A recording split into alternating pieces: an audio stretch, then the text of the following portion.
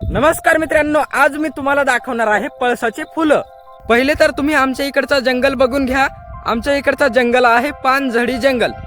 हिवाळ्यामध्ये पानं गळायला नेमकी सुरुवात होतात आणि उन्हाळ्यामध्ये टोटल पानं गळून जातात। आता पूर्ण जे जंगल आहे वाळून गेलेलं आहे आणि एकदम भन्न वातावरण झालेलं आहे। मात्र इतक्या उन्हातही एका झाडाला फुलं येतात, ते म्हणजे पळसाचं झाड आणि त्याचेच फुलं मी आता तुम्हाला दाखवणार। हे बघा, हे आहेत पळसाचे फुलं। हे फुलं येण्याच्या अगोदर झाडाचे सर्व पानं गळून जातात आणि झाड एकटं पडतं, तेव्हा कुठं या झाडाला फुलं येतात। या झाडाची कमाल बघा भावांनो, इतक्या उन्हाळ्याचे देखील याला इतकी सुंदर अशी फुलं येतात, लाल भडक आणि इतके सुंदर अप्रतिम अशी फुलं।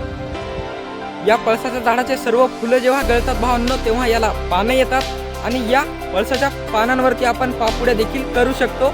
आम्ही दरवर्षी करत असतो, गावाकडचे लोक खूप करतात आणि या फुलांपासून होळीसाठी रंग देखील बनतो।